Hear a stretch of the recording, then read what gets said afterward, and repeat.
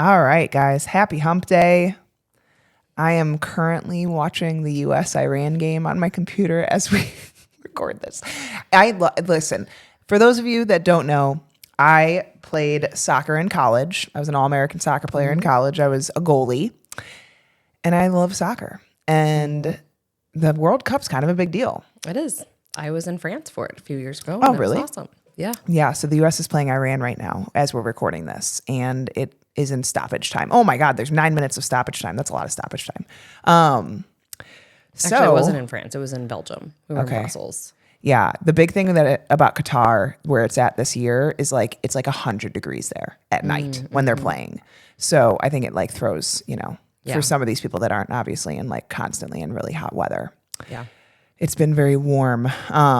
But yeah, so if you hear me scream out of control at any point, just out of nowhere, it's because I'm watching the game. I'm trying. I'm focused, but it's really important. It's a knockout game. So anyways, it is. I'm nerding out. Go USA. My USA patriotism, my pride.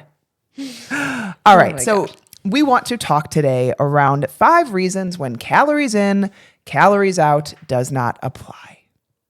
And this might stir some feathers because there are people that are very dogmatic about calories in, calories out because of quote unquote the science. And it's really great when you can have in a lab or in analysis where everything is controlled, the proof that calories in, calories out works. Yeah, but here's the thing, and we've talked about this several times. I actually was just talking about this this past weekend with my brother's girlfriend. She was talking about, genetics with the kids and everything. And we're talking about studies and how they can't even do proper research. She's like, the amount of information that we have is so limited, and often females are not included. And we've seen this time and time again, even just with research on adults, they don't ever do it for pregnant women, right? Most of the time there's not enough controlled for it to be an accurate study. So there's just, a lot of flaws. They don't use it on women a lot because women have cycles, and that makes research very hard because that impacts a lot of things when your hormones are fluctuating at different times of month.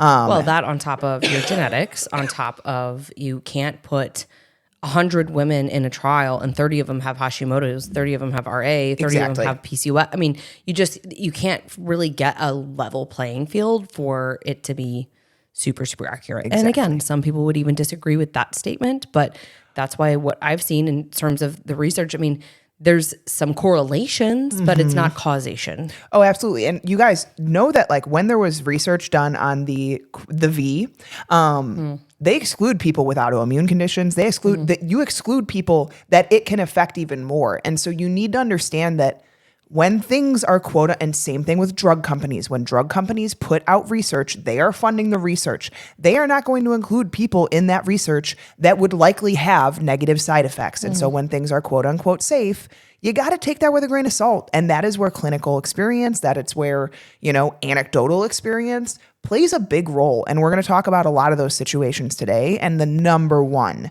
I would say, above all else, when calories in, calories out does not matter or does not work, is with insulin resistance. And I think that there are far more people that have insulin resistance than we realize in this world. Or some form of insulin resistance. Some form. I think in the US, it's over 80% have some level of insulin resistance. Well, and then look at our ranges, right? So your A1C range, how much has that shifted over the years? Your blood pressure range, how much has that shifted over the years? And so when we're looking at optimal versus normal, those are also 2 totally different things. Like if you want to look at someone and understand if they are a healthy individual, you're looking at their cholesterol, you're looking at your blood sugar levels. So using something like, a levels continuous glucose monitor. And then you're also looking at your A1C and then maybe your insulin markers. But to take just one lab and say, oh, well, I'm only at a 5.3, that doesn't mean that you don't have blood sugar issues and that there isn't some form of insulin resistance just because you're not in that pre-type 2 diabetes, category just yet. Absolutely. So, yeah. And so when there is insulin resistance, here's when this becomes a problem. You can be in a calorie deficit, but if you are eating carbohydrates in, an adequate amount, and I would say even more so in a low quality carbohydrate level. So a lot of your carbohydrates don't have fiber in them, or you're eating more processed carbs where it's like a sandwich or, pasta or whatever it might be. Even if you're portion controlling pizza, your body is going to take those and it is not going to be able to utilize them well as energy because of the insulin resistance going on. And so when we cannot get this energy into the cells because our cells are now insulin resistant, guess what your body's going to do with that? Even if you aren't over consuming, it's going to store it as fat. And so that is where insulin resistance doesn't care about calories in, calories out. It cares a lot more about what energy you are giving it. And if there are carbs in adequate amounts present, it doesn't matter if you're eating 1,200 calories. If a lot of those are carbs, your body ain't going to burn shit. You have to switch the energy source that your body needs to use. And then if you're sedentary, right, you're not burning through your glycogen stores. You're not you're not helping your body become more resilient. Instead, you're just saying that calories are the only thing that matters. And in this scenario, as we've talked about in other podcasts, the types of carbs or just the types of food in general, even like your protein sources that you're getting it from. Are you getting it from 89-cent eggs? Well, maybe it's like $1.29 now, cheapy eggs, right? Or are you getting it from organic, free range, grass fed, animal sources that are having, a lot less hormones, a lot more nutrients in them. And then the same thing, like Becca mentioned, just in terms of like even your fat sources, like, are you getting a lot of processed foods that even though it says it's 100 calories or something, has a lot of these pro-inflammatory fats, or are you getting it from, olives, avocado oil, olives, or avocados, nuts and seeds, those types of things.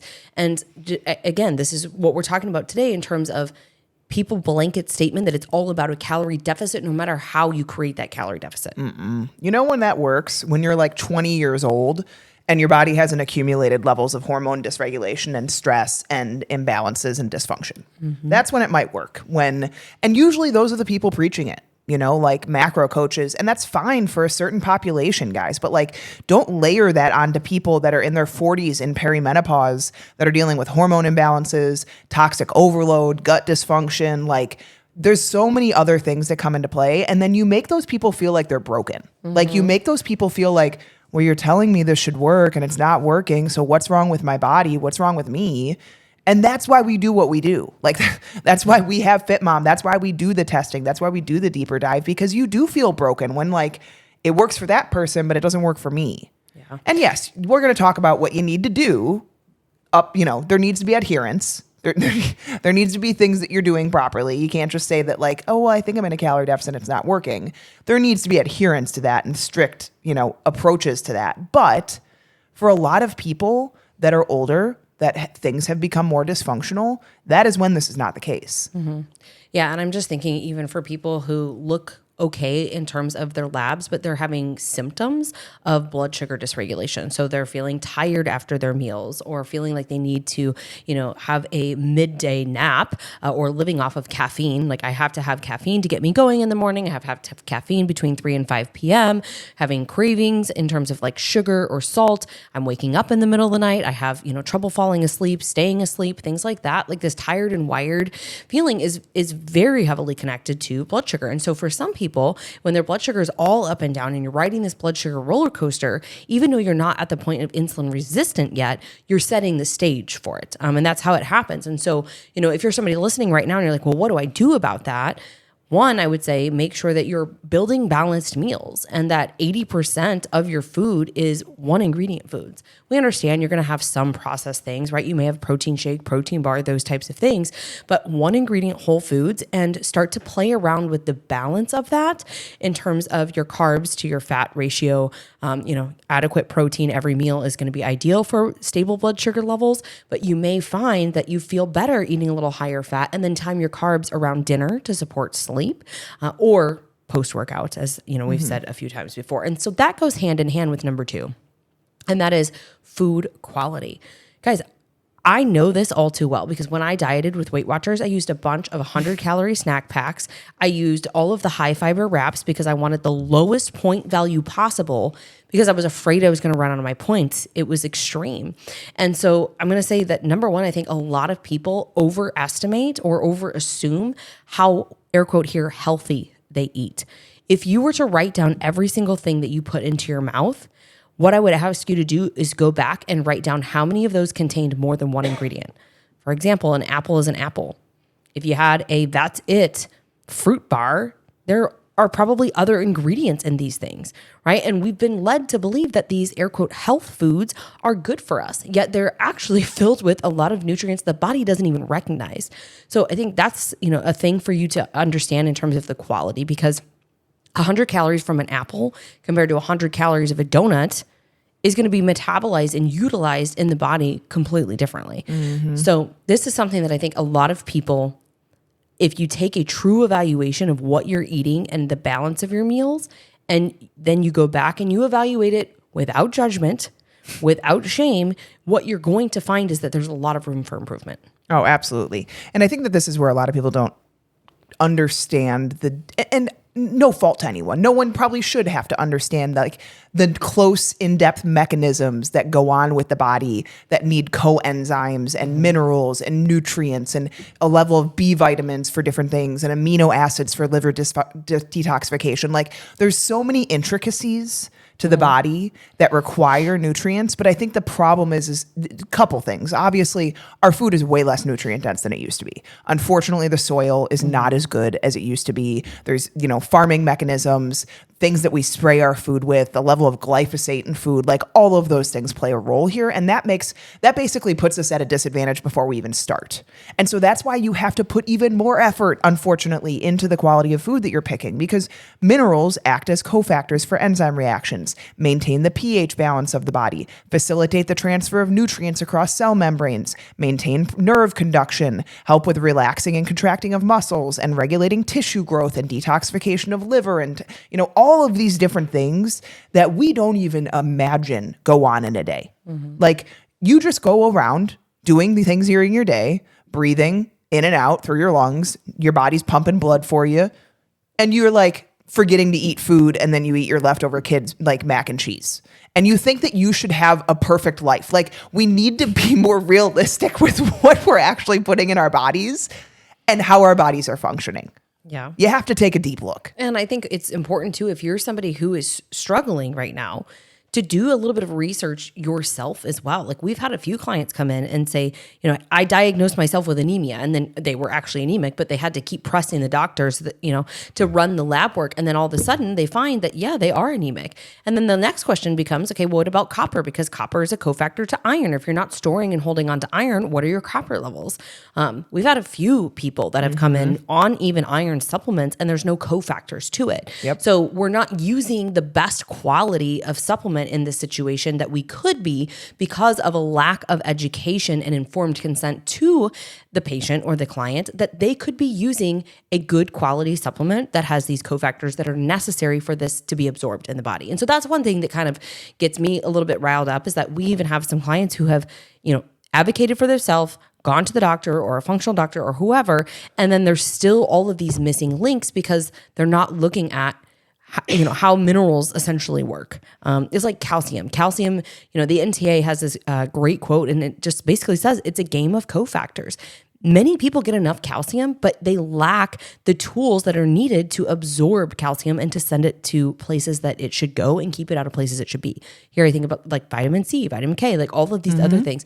And so even when we have a great nutrient dense, one ingredient, whole food, quality diet, we may still have areas of opportunity for us to close the gaps, because like you mentioned, with the soil and how food, is grown these days and all of the, chemicals that are put into our food, then we bring them home, we wash them off, right? Like we're just not getting all of the minerals that we need. And so that's why, I love the trace minerals from Constant Trace. I think everybody could be, taking those. But the bigger piece here is that there are 7 major things that I think everybody misses the mark on in some way, shape, or form when it comes to like mineral absorption. And I want to give a shout out to Amanda, the Hormone Healing RD. She has some really great content.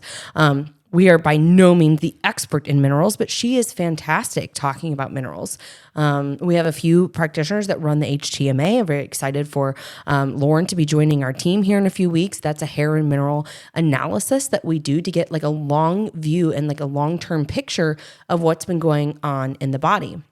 And I'm not going to go into all of these, but when we look at mineral absorption and we look at some of these things that are necessary for you to hold on to your vitamins or absorb these things from your food, you need to make sure that you are adequately hydrated.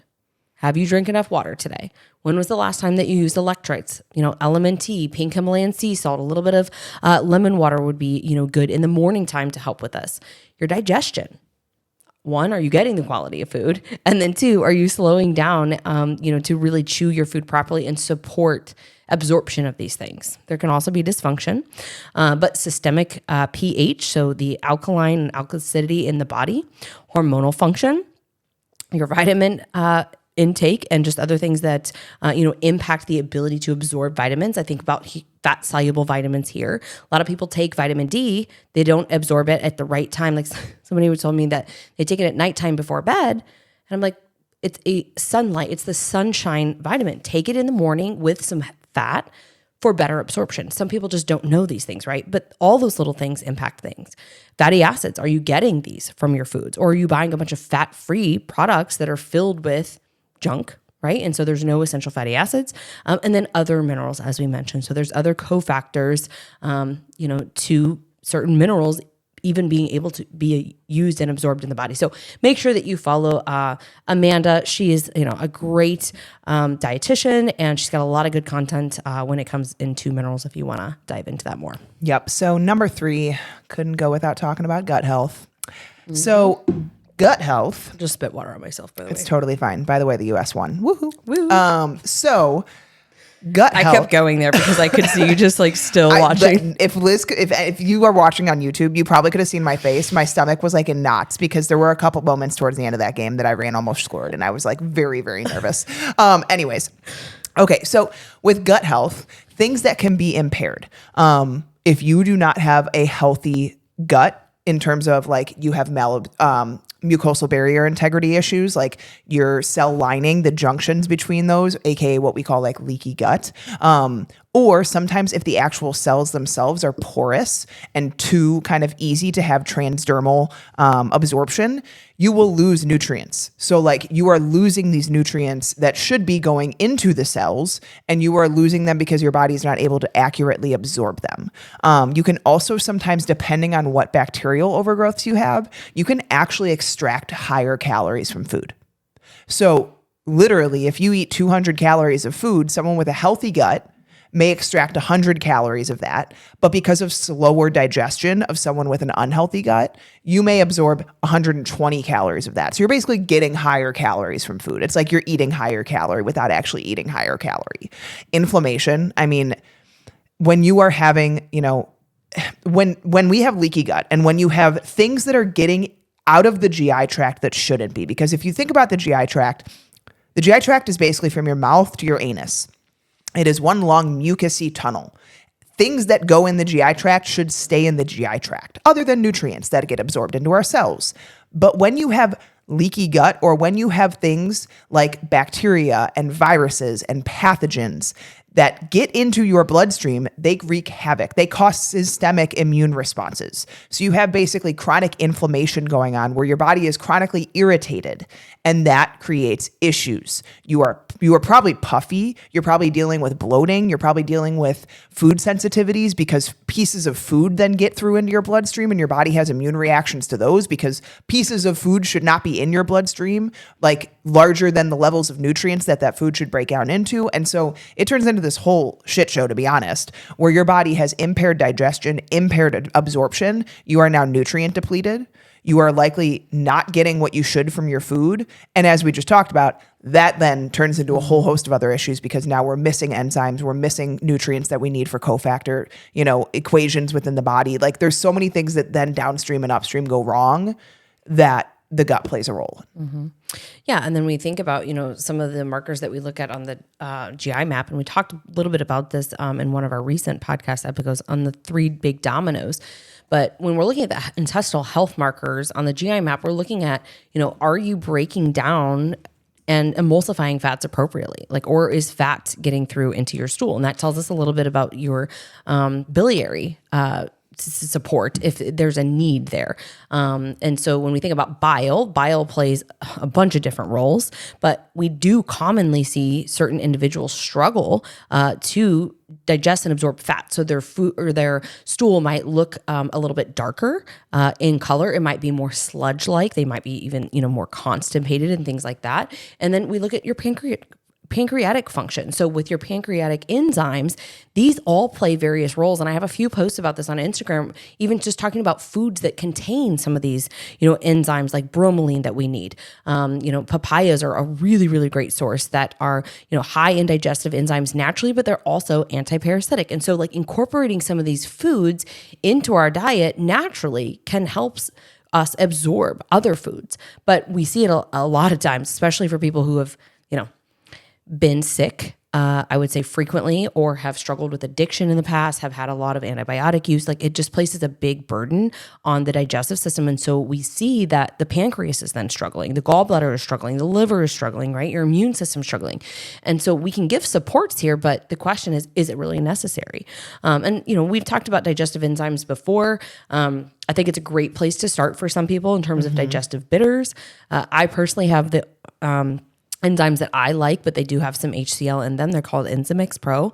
I think you need to get a good quality one. We also have used plenty of other brands and, variations of digestive enzymes, but these are all things that I think you can start doing right now if you feel like you're in a place that you're struggling, but maybe haven't done a test yet or don't know where to start. Start tracking these things and track your symptoms too and see, can I correlate? Hey, every time that I eat peanut butter, I've got some sort of reaction in terms of like inflammation. Like I feel really tired after I eat it. I mean, you guys, it can be even the cleanest foods, like one ingredient whole foods that are still driving other symptoms because of the inflammation that's occurring in the gut. And so we have, a podcast that you can go back and listen to on neuroinflammation.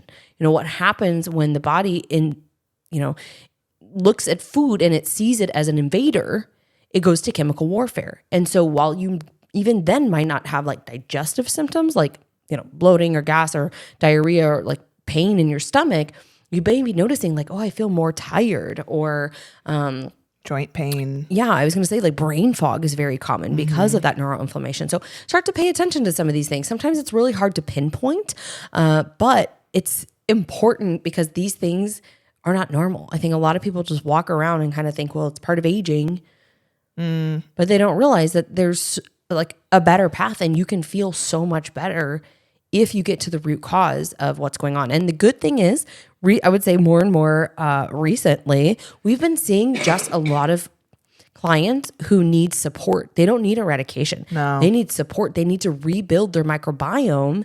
And yes, they need some mucosal barrier support and things like that. But pancreatic enzymes, bile salts, if somebody doesn't have a gallbladder, or even if they're just struggling a little bit, all those things can go a long way. Yeah. So number 4 is toxic overload. So we've talked a little bit about toxins and obesogens in particular. So there are a kind of a class of toxins that are known as obesogens.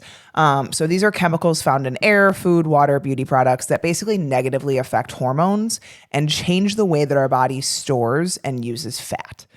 So they can cause weight gain by increasing the number of fat cells you have, by disrupting hormone function, by storing themselves in fat cells, and increasing hunger hormones. So we're talking about like BPA, MSG, heavy metals, parabens, phthalates, pesticides, herbicides, insecticides. So the reason this is because when these things get into your bloodstream, your body does not want them in the bloodstream. Your body does not want toxins floating throughout the bloodstream. So a safe place for those toxins to go are your fat cells.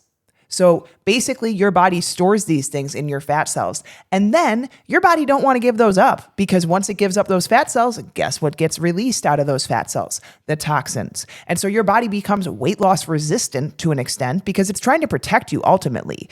And then in terms of the hormone function, there are things known as endocrine disruptors that basically dock on the cell receptor sites of where your hormones are supposed to go, mainly estrogen.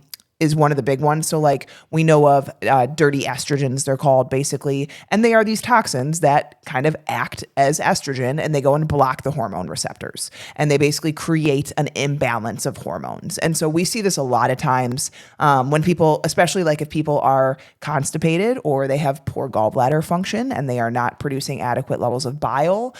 Both of those things can contribute to estrogen dominance within the system, because basically if you're not pooping, stuff has to go somewhere. So it gets recirculated into the body. And now you have high levels of circulating toxins or high estrogen levels because these things have not been excreted as they should be. So there's a whole host of how this can happen. But like I just mentioned, increasing of fat cells and storing in fat cells, so your body then becomes more resistant to give those fat cells up, can play a big role in weight loss resistance with toxicity levels. Yeah. Yeah, we could do a whole podcast on that. Maybe we'll have to do that soon in terms of the obesogens. But the last thing here is using exercise as an effective way for you to create a calorie deficit. And so absolutely, if you are sedentary and you are starting to exercise, you are now going to be, expending more calories than you previously were. But when we look at, the whole equation here, and we look at, how many calories that you were intaking to how many you were outputting before, and then, we say, okay, easy, we can drop your calories a little bit, but add exercise, and now you have a bigger deficit for a period of time that works. But then it becomes your norm. It becomes your baseline. And this is the same thing if you're doing running, right? Your body is going to adapt. You're going to become more efficient. So if you were burning 400 calories in your 3K run or 5K run or whatever, and then 3 months down the line, you got faster, it became easier. Now maybe you're burning 250? I'm just throwing out numbers here, right? So you get better at it. Your body gets more efficient. And so therefore, this calorie burn that once was a high output for you is now more of a moderate output. Same thing with walking too. I mean, walking, you can expend more calories by doing more steps, but it's a leisurely exercise. So in the beginning, it may be working for you in terms of, hey, you went from 2,000 steps a day to 6,000 steps a day.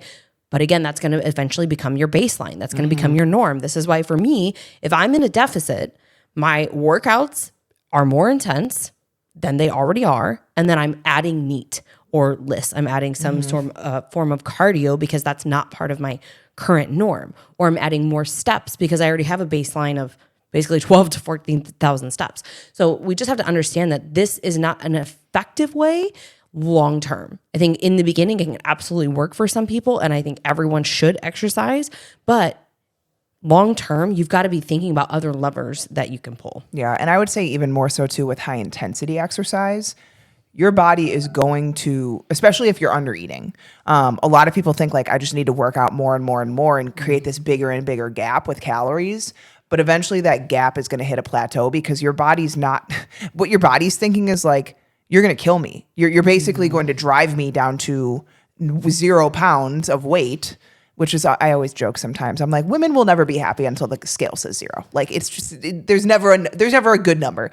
We hit our goal number and then it's like, no, I want more. But like your body is basically thinking, if you continue with this and creating this huge gap of calorie output and input, you're going to kill me. And so your body will start to close that gap by basically lowering your calorie burn that you are having throughout the day. Or they've shown this with research, and we've talked about this, I think, a couple of times, but like when people create too big of calorie gaps, you will start to see blinking happen less. Breathing will start to slow down. So like your body basically starts to slow down other systems to conserve energy elsewhere. Because you will run your body into the ground. And so it's really interesting actually how your body just naturally does this because people don't notice it. But that's a lot of times when people are in extreme calorie deficits, they'll start to see like lower heart rate, lower body temperature. Lower body temperature is one thing that we often see with people that have like thyroid dysfunction or adrenal dysfunction because you want your body temperature to be around 98.2 or higher at like first thing when you wake up in the morning. If it's in the 97s or lower, even really bad, think about it. Your body's basically conserving energy. Keeping your body at a higher temperature burns energy. So this is a really good indicator of like thyroid health and adrenal health as a whole.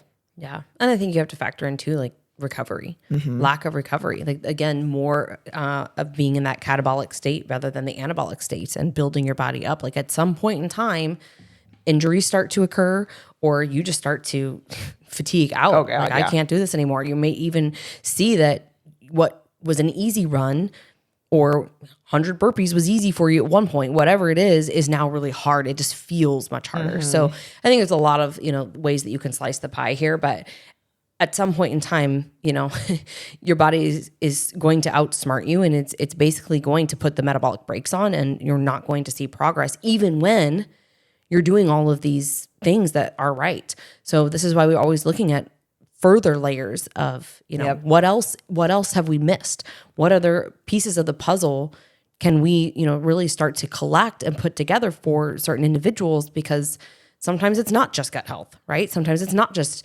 the quality of food or calories in, calories out. It's other things that have become an issue or now a problem because of the stress being placed on the body for years. Yeah. Here's the bottom line. We could have probably done this podcast with one word: adaptation. Your body will adapt. It will always adapt to keep you alive.